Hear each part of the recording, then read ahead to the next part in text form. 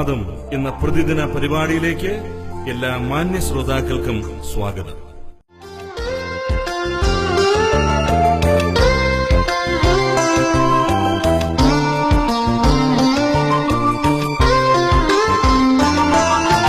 എന്നോടുള്ള നിൻ സർവ നന്മകൾക്കായി ഞാൻ എന്തു ചെയ്യേണ്ടു നിനക്കേശുപര, ഇപ്പോൾ എന്തു ചെയ്യേണ്ടു നിനക്കേശുപര. നന്ദി കൊണ്ടെന്റെ ഉള്ളം നന്ദി നിറയുന്നേ, സന്നാഹമോടെ സ്തുതി പാടിടുന്നേ ദേവ, സന്നാഹമോടെ സ്തുതി പാടിടുന്നേ. ഇന്ന് നമ്മോട് വചനം സംസാരിക്കുന്നത് സഹോദരൻ KC ബാബു വയന്തല. ദൈവതിരുനാമം വാഴ്ത്തപ്പെടുമാറാകട്ടെ. പ്രഭാതത്തിൽ തൃപ്പാദത്തിൽ നമുക്ക് ഒരുമിച്ചായിരിക്കാൻ കർത്താവ് കൃപ ചെയ്തു. ഒരു വേദഭാഗത്തിലേക്ക് നിങ്ങളുടെ ശ്രദ്ധ തിരിക്കുവാൻ കർത്താവിൽ താൽപര്യപ്പെടുന്നു. എബ്രായർക്ക് എഴുതിയ ലേഖനം 13-ാം അധ്യായം അതിന്റെ 6-ാം വാക്യം. ആകയാൽ കർത്താവ് എനിക്ക് തുണ, ഞാൻ പേടിക്കയില്ല, മനുഷ്യർ എന്നോട് എന്തു ചെയ്യും എന്ന് നമുക്ക് ധൈര്യത്തോടെ പറയാം. ഈ വിശുദ്ധ വേദവചനത്തിൽ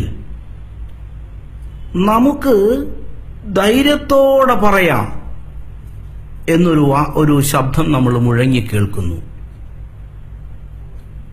ഈ പ്രഭാതത്തിൽ ഞാൻ നിങ്ങളോട് ചോദിക്കുകയാണ്, നിങ്ങളുടെ വിശ്വാസത്തിന്റെ ധൈര്യം മറ്റുള്ളവരോട് ധൈര്യത്തോടെ പറയുവാൻ നിങ്ങൾക്ക് കഴിയുമോ? നിങ്ങളുടെ വിശ്വാസത്തിന്റെ ധൈര്യം ദൈവ തിരുമുൻപിൽ ദൈവത്തോട് തിരിച്ചു ധൈര്യത്തോടെ പറയുവാൻ നിങ്ങൾക്ക് ധൈര്യമുണ്ടോ? പ്രിയ ദൈവജനമേ, നമുക്ക് ധൈര്യപ്പെടാം. ദൈവത്തിന്റെ വചനം ഒരിക്കലും നശിക്കുന്നില്ല. ദൈവത്തിന്റെ വചനം അത് സത്യമാണ്. അത് എന്ത് ഉദ്ദേശിക്കുന്നുവോ അത് നിവർത്തിച്ചുകൊണ്ടേയിരിക്കും. യേശുക്രിസ്തു ഇന്നലെയും ഇന്നും എന്നും എന്നേക്കും അനന്യൻ തന്നെ എന്ന് തിരുവെഴുത്ത് നമ്മോട് പറയുന്നുണ്ട്. ആകയാൽ കർത്താവ് എനിക്ക് തുണ, ഞാൻ പേടിക്കയില്ല, മനുഷ്യർ എന്നോട് എന്തു ചെയ്യും? കർത്താവ് തുണയെങ്കിൽ മനുഷ്യർക്ക് ഒന്നും ചെയ്യാൻ കഴിയുകയില്ല. പ്രിയ ദൈവജനമേ, നമ്മുടെ കർത്താവ് തന്റെ രക്തം കൊടുത്ത് വിലയ്ക്ക് വാങ്ങി തന്റെ വചനത്തിന്റെ കീഴെ നമ്മൾ ആക്കി വച്ചിരിക്കുന്നു എങ്കിൽ, തന്റെ അത്ഭുത പ്രകാശമായിരിക്കുന്ന ദൈവസഭയിൽ നമ്മെ ആക്കിയിരിക്കുന്നുവെങ്കിൽ, അവന്റെ വചനത്തിന്റെ കാവലും സംരക്ഷണവും നമുക്കുണ്ട്. അവന്റെ സമ്പൂർണ്ണ അധികാരത്തിന് കീഴാണ് നാം. അവൻ ഉയർത്തെഴുന്നേറ്റ് മഹിമ ധരിച്ച് അവന്റെ ശക്തിയുള്ള വചനത്താൽ നമ്മെ വഹിക്കുകയാണ്. കർത്താവ് എനിക്ക് തുണയാണ് എന്ന് ഹൃദയത്തിൽ നിന്നുകൊണ്ട് നമുക്ക് പറയാം. ഭയപ്പെടേണ്ട ആവശ്യമില്ല. അതെ, ഭീകരമായി വരുന്ന അന്തരീക്ഷത്തെ നോക്കിക്കൊണ്ട്, രാഷ്ട്രീയ മണ്ഡലത്തെ നോക്കിക്കൊണ്ട്, ലോകത്തിലുള്ള രോഗങ്ങളെ നോക്കിക്കൊണ്ട്, മറ്റു സാമ്പത്തിക പ്രോബ്ലങ്ങളെ നോക്കിക്കൊണ്ട്, ഏത് മേഖലകളെയും, ആത്മീകമാകട്ടെ, ഭൗതികമാകട്ടെ, പൈശാചികമാകട്ടെ, സാമ്പത്തിക മേഖലകളാകട്ടെ, നമ്മെ നേരിടുന്ന ഏതു മേഖലയായിരുന്നാലും നമുക്ക് ധൈര്യത്തോടെ പറയാം, കർത്താവ് എനിക്ക് തുണയാണ്.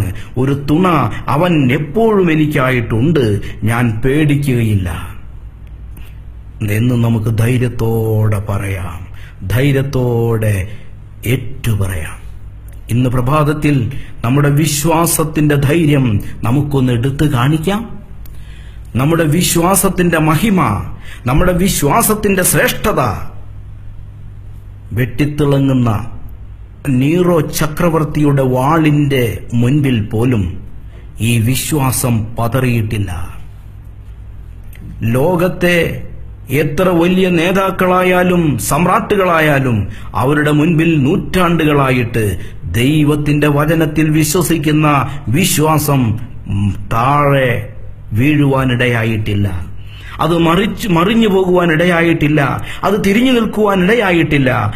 ഈ വിശ്വാസം നമുക്ക് പ്രഖ്യാപിക്കാൻ കഴിയും. ഏത് മേഖലകളിലും ദൈവം എനിക്ക് തുണയാണ്, കർത്താവ് എന്റെ ആശ്വാസദായകനാണ്, കർത്താവ് എന്റെ മഹത്വമാണ്, അവൻ എന്നോട് കൂടെയുണ്ട്, ഞാൻ പേടിക്കുകയില്ല, ഞാൻ ഭയപ്പെടുകയില്ല, ഞാൻ ധൈര്യത്തോടെ നിൽക്കുന്നു. എന്റെ പ്രിയമുള്ളവരെ, ഈ വചനം നമുക്ക് ശക്തിയേകട്ടെ, ഈ വചനം നമുക്ക് ബലമേകട്ടെ എന്ന് നമുക്ക് ധൈര്യത്തോടെ പറയാം. ഏതു സമയത്തും വിശ്വാസത്തിന്റെ മഹത്വം ഉയർത്തിപ്പിടിച്ചുകൊണ്ട് സ്വർഗത്തിലെ യേശുക്രിസ്തുവിന്റെ തിരുമുഖത്ത് നോക്കിക്കൊണ്ട് നമുക്ക് പറയാം, യേശുക്രിസ്തു എനിക്ക് തുണയായിട്ടുണ്ട്. എന്റെ സാഹചര്യങ്ങളെ മാറ്റുവാൻ, എന്റെ പ്രതിസന്ധികളെ മാറ്റുവാൻ, എന്റെ വല്ലായ്മയെ നീക്കുവാൻ, എന്റെ വിഷമിക്കുന്ന ദുഃഖങ്ങളെ മാറ്റുവാൻ ക്രിസ്തു എന്റെ മുൻപിലുണ്ട്. വിശ്വസിക്കുന്നവർക്ക് സകലതും സാധ്യമാണെന്ന് അരുളി ചെയ്തവൻ വിശ്വസിക്കുമ്പോൾ അത് നീക്കും. വിശ്വസിച്ചാൽ നീ ദൈവത്തിന്റെ മഹത്വം കാണും. വിശ്വസിച്ചാൽ ദൈവം നമ്മോട് കൂടെയുണ്ടെന്ന് മറ്റുള്ളവർ കാണും. വിശ്വാസത്തിന്റെ ശക്തി അവിടെയാണ്. ദൈവം നമ്മെ സഹായിക്കട്ടെ, കർത്താവ് നമ്മെ സഹായിക്കട്ടെ. ഈ വചനങ്ങൾ കൊണ്ട് അവൻ നമ്മെ അനുഗ്രഹിക്കട്ടെ. അവന്റെ നാമം ഇന്നും എന്നേക്കും വാഴ്ത്തപ്പെടുമാറാകട്ടെ. ആമേൻ. എന്നോടുള്ള നിൻ സർവ നന്മകൾക്കായി ഞാൻ എന്തു ചെയ്യേണ്ടു നിനക്കേശുപര, ഇപ്പോൾ എന്തു ചെയ്യേണ്ടു നിനക്കേശുപര. നന്ദി കൊണ്ടെന്റെ ഉള്ളം നന്ദി നിറയുന്നേ, സന്നാഹമോടെ സ്തുതി പാടിടുന്നേ ദേവ, സന്നാഹമോടെ സ്തുതി പാടിടുന്നേ.